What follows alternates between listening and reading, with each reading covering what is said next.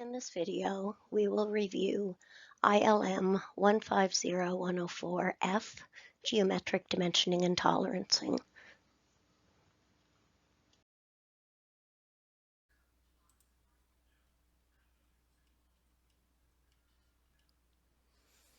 Objective 1, Geometric Dimensioning and Tolerancing, Conventional Tolerancing.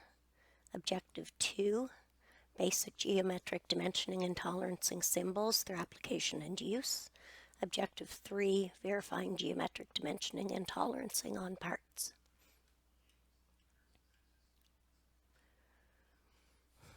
Prints are still the primary means of communication between a designer and a machinist. These prints increasingly include geometric dimensioning and tolerancing, or GD&T. As such, you need to fully understand what GD&T means and what applications it has for you as a machinist. When you have completed this module, you will be able to describe the terminology and purpose used in geometric dimensioning and tolerancing, describe basic symbols used in GD&T, and we're only going to touch on Objective 3, verifying geometric dimensioning and tolerancing on parts. This module explains the purpose and fundamental principles of geometric dimensioning and tolerancing. You'll become familiar with the common terminology and basic symbols you need to know to work with GD&T. You'll also learn how to establish datum axis and datum centered planes so you can verify the GD&T on features and parts. And that's in Objective 3. ASMEY 14.5, Dimensioning and Tolerancing, 2009 standard is used throughout this module to specify conventional and GD&T terms, symbols, and definitions. Objective 1. Although geometric dimensioning and tolerancing, which we'll just call GD&T from now on, has been in existence since the Second World War, its use in North America has significantly increased in recent years. GD&T allows you to control the form of a part or feature independently from its size. This decoupling of size from form allows you to keep size tolerances as liberal as possible to reduce cost, while allowing form to be more tightly controlled. GD&T uses a system of symbols and terminology to specify the form and orientation of features. In conventional tolerancing, the size tolerance also specifies the allowable variation in form. This means that the only means of closely controlling form is to decrease the size tolerance or to write an explanatory note on the drawing. However, if you decrease the size tolerance, you could unnecessarily increase cost, and notes are susceptible to misinterpretation. The implications of this are that even if the size control were not critical, you'd likely have to decrease the size tolerance to get the form you want. So I'm going to show you, here's some different variations that could happen to a part that just has conventional tolerancing on it.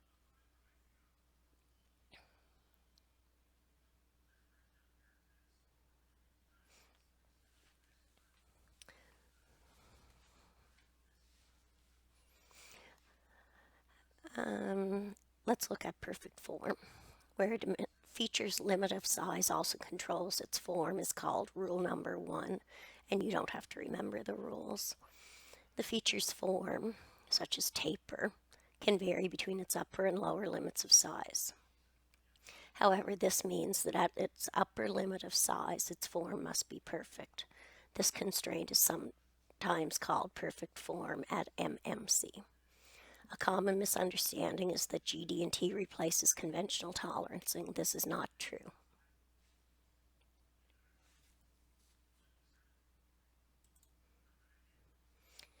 Let's take a look at a couple of things here.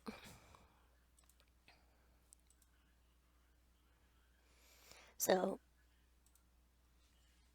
the goal for geometric tolerancing is to obtain maximum manufacturing tolerances while still maintaining functional requirements. GD&T can control form independently from size, which reduces manufacturing and inspection costs. So on this piece, with just conventional tolerancing, The part over on the right is what you could end up with, and everything would still be in tolerance. Whereas when we start to apply G, D, and T, we have the same conventional dimensions on it, but we've added 3 G, D, and T callouts, and this is what you're going to end up with, much more of what you're looking for. Size tolerance, we said, also specifies allowable variations in form. So to control form, you have to decrease the size tolerance, even if it's not critical, which ends up costing money. So here we said these could end up being wavy, they could end up being bowed, or they could even end up being slanted using conventional tolerancing only.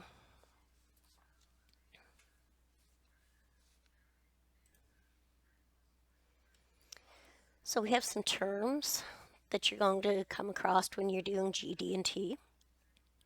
So I'll let you review those on your own. Actual size, basic dimension, bonus tolerance, and we're not going to get into bonus tolerance. It could be a whole separate lesson.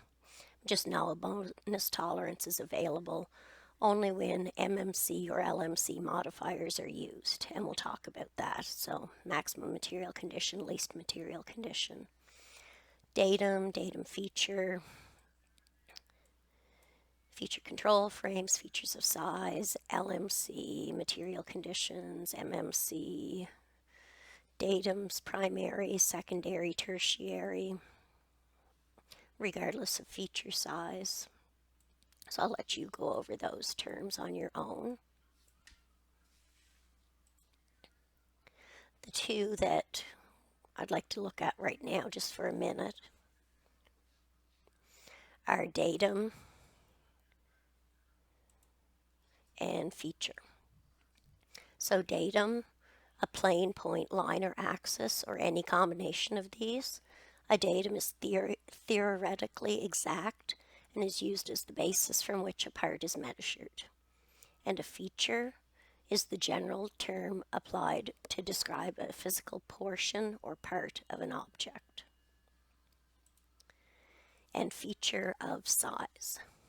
So feature of size, a cylindrical or spherical object or 2 opposing faces, a physical feature that can be measured. So examples of feature of size would be an internal feature of size would be a slot or a hole. So if you took your calipers and opened them up inside of it, you'd be touching 2 points on both your tabs. So that would be an internal feature of size.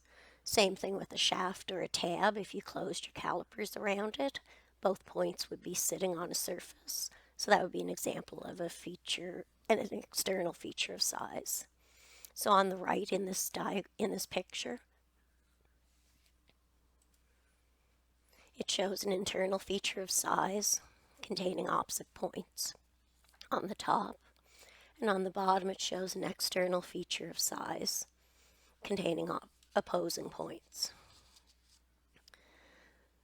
The one on the other end, the 1.1 plus or minus 0.01 on this part, that's not a size dimension, not a feature of size, since there's no opposing points, so there's no surfaces there.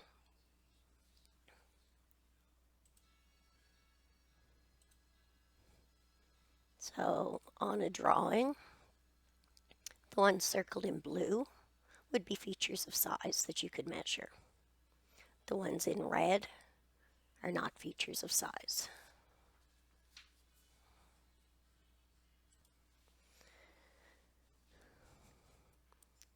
Okay, so GD and T, it says the underlying aim is to allow the designer to unambiguously specify exactly what's required. So it resolves 3 shortcomings of conventional tolerancing, which are square or rectangular tolerance zones, fixed size tolerance zones, and ambiguous or non-existent inspection requirements. Figure 2 just shows you an example of if you used a round tolerance zone instead of a square tolerance zone, how much extra area you end up having. And finally, the use of up to 3 datums in a specific order, primary, secondary, and tertiary, provide the machinist and inspector with unambiguous guidance as to how the feature is to be orientated before inspection. In Figure 3, you can see the mutually perpendicular primary, secondary, and tertiary datums with 3, 2, and 1 points of contact, respectively. So what that's showing us is that our primary datum has 3 contact points.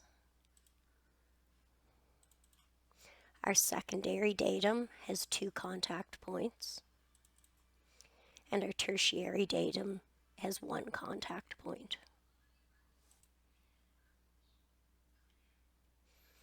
So that brings us to the end of objective number 1. Go ahead and pause the video and do objective 1 questions in your ILM booklet and check the answers in the back of the booklet. Objective 2, describe basic symbols used in geometric dimensioning and tolerancing. So we have 14 basic symbols in GD&T. We're going to cover them here, but we're not going to get into any deep descriptions of them. I'd just like you to know what each of the symbols mean. So the symbols used in our symbol column when we look at this coming up figure, Figure 4,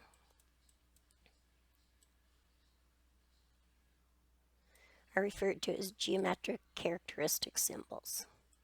So there's a write-up here about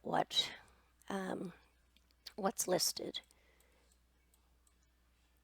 as commonly used GD&T symbols in Figure 4. And I'm just going to go over some, show you an example of them.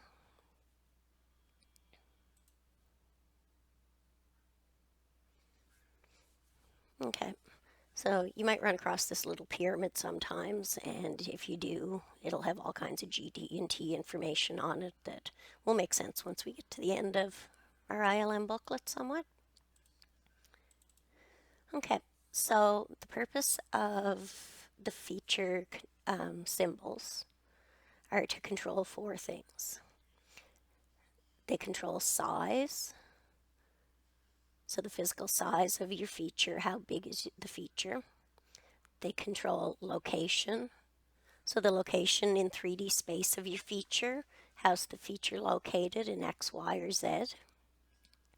Orientation, so the orientation in 3D space of your feature, how's the feature oriented in U, V, and W, so around these axes for X, Y, and Z. And form, the overall shape of your feature. What is the shape of the feature? So that table from Figure 4, in this column we have feature, type of tolerance, the name of it, and the symbol. So over here, this talks about how the characteristics relate to each other, whether they're an individual feature, whether they're individual or related features, or whether they're related features. So are you measuring just one feature on its own, or are you measuring a feature in relation to another feature? So here, form, we have 4 characteristics under form: straightness, flatness, circularity, and cylindricity. And these do not relate to any other feature. Profile, profile of a line or profile of a surface, may or may not relate to another feature. And then orientation, location, and runout always relate to other features. So under orientation, we have angularity, perpendicularity, and parallelism. Under location, we have position, concentricity, and symmetry. And under runout, we have circular runout and total runout. So I would like you to try to remember those symbols because they will come up on your exams. And I'm just going to quickly give you an example of what each one is. So our symbol is up in the left-hand corner. Characteristic name is straightness. The control type is form. So remember, we had size, location, orientation, and form. So our control type is form. So this controls the straightness of a feature in relation to its own perfect form. And down at the bottom right corner, it shows you a method to measure it. And this is how it would be called out on the drawing. So your straightness and then a value. And you can see on the right side view of it here, it shows you the actual tolerance zone, so where you're measuring. So that's the first one, straightness. Our second one is flatness. Controls form, so controls the flatness of a surface in relation to its own perfect form. And down at the right you can see how they've inspected it. We have our tolerance zone, and the top view shows our callout. So that's just the flatness of a surface. Circularity, so controls the form of a revolved surface in relation to its own perfect form. So just at any one single point along that shaft. Cylindricity controls the form of a revolved surface, like circularity, but applies simultaneously to the entire surface. So then we have profile of a line.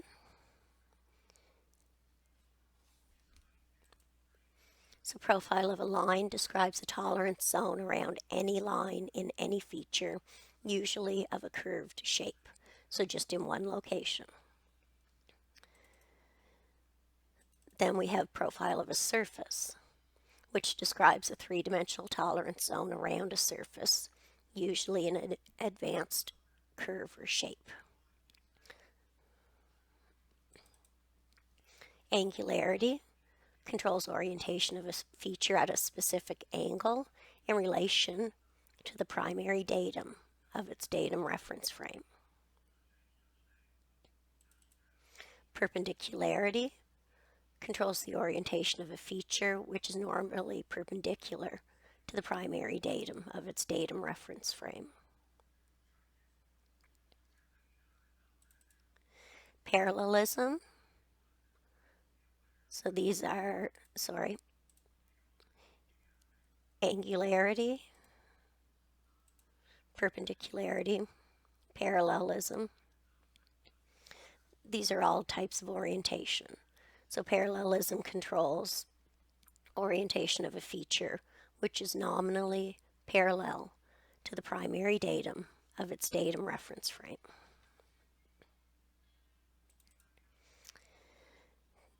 Our next one is position, and it controls location. So true position in terms of the axis, point, or plane controls variation of a feature from a specified exact true location. Concentricity, it controls the central axis of referenced feature to a datum axis. Sometimes it's also called coaxially. Anyway, this controls location. Next we have symmetry, which controls location. So it controls uniformity of two features on a part across a datum plane. Circular runout controls the runout. So controls circularity of each circular segment of surface independently about a coaxial datum. Whereas total runout controls circularity of a cylindrical surface about a coaxial datum. So those were all 14 of our characteristic symbols. Like I said, you don't have to know for now exactly what every one of them is, but I would like you to know the name that matches each of those symbols. And the symbols kind of reflect what the actual name is. It'll help you out to remember them.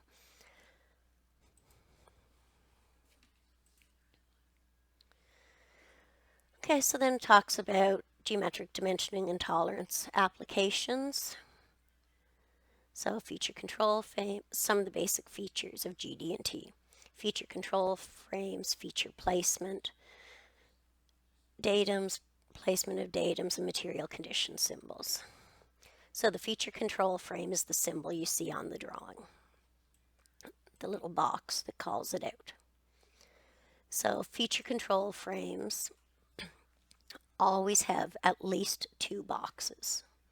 The feature control frame is never shown with any empty boxes. If there's nothing to put in a box, that box is omitted. So here we can see the first box is always your symbol, your characteristic. The next box contains your tolerance. It could also contain a diameter symbol or a modifier, such as MMC. The third, fourth, and fifth boxes are your primary, secondary, and tertiary datums.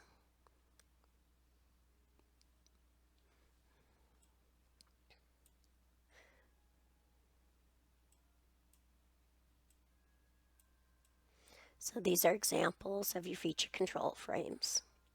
So these two in figure 6 only have 2 boxes, but one of them is just straightforward.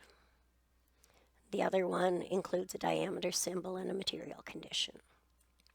Then they get a little more complex, so they start adding their datum boxes.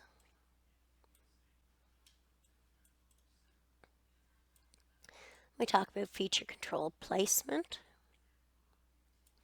So feature control frame placement, showing surface control on a rectangular cross section. So the placement of a feature control frame is important to understanding how the geometric characteristic is being controlled. The placement of the feature control frame indicates whether a surface, the axis, or a center plane is being controlled. So figures 8 and 9 are showing placement for a surface being controlled.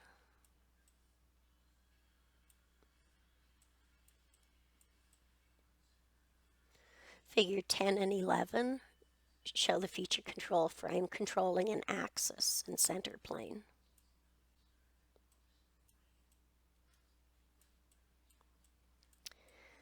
Datums.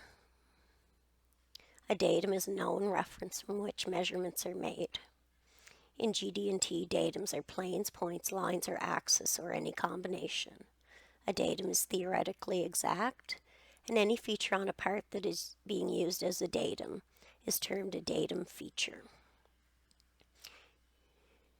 In GD&T, datums are labeled by uppercase letters, and the placement of the datum feature symbol is important to which feature of a part is to be used as the datum.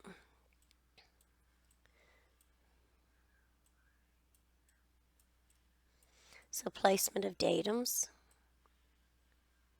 Figure 13 shows some examples of datum feature placement to indicate surface datums.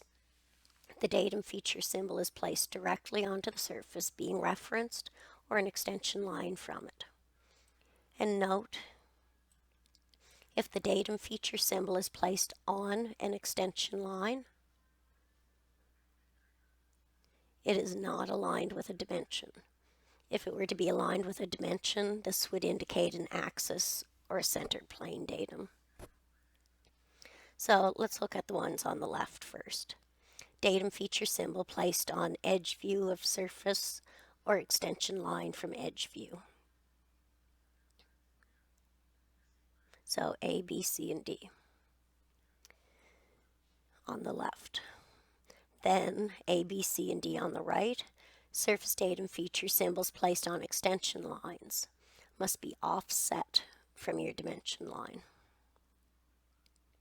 So they're not going to just stick it right at the very end of your extension line.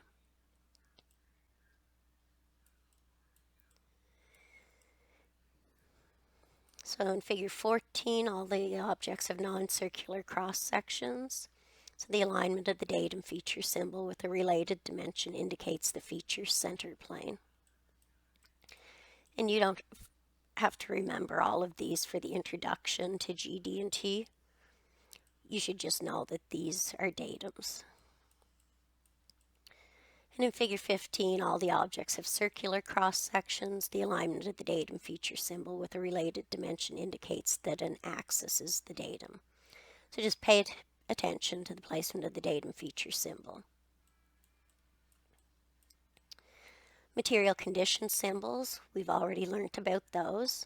So maximum material condition or boundary, least material condition or boundary. And in figure 18, it shows different allowable tolerances available depending on 3 factors. So the actual produced size, whether surface or axial control is applied, and whether the geometric tolerance is applied regardless of feature size or with an MMC or LMC callout. And you can look at figure 18 and just see the different conditions that would exist in each of these scenarios.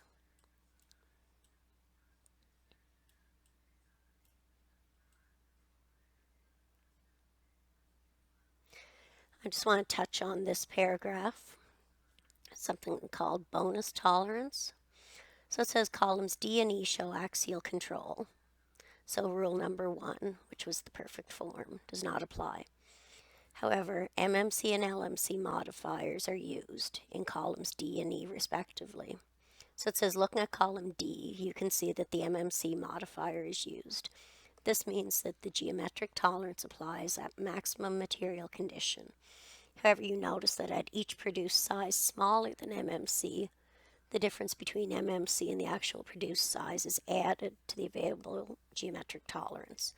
And this additional tolerance is often called bonus tolerance. And there's all kinds of videos, all kinds of things to go through about bonus tolerance and how to work it out. But I just want you to be familiar with the term. So that's objective number 2. So we talked about our feature control frame, the various boxes it contains. We talked about datums and material conditions. So you can complete the questions for objective number 2. And the last thing we're going to look at is objective number 3, verifying GD&T on parts. So objective 3, verifying dimensions and tolerancing on parts. So this goes through your means of inspection. So I'm not covering this in blueprints. You'll be doing this stuff with Ken, your instructor. So we're not going to do objective number 3 questions. So just one thing to note. Manual inspection setup can be quite tedious for GD&T parts.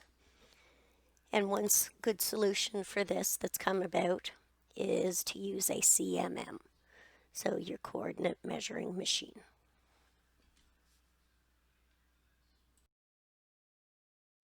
And that concludes our review of ILM 150104F, Geometric Dimensioning and Tolerancing.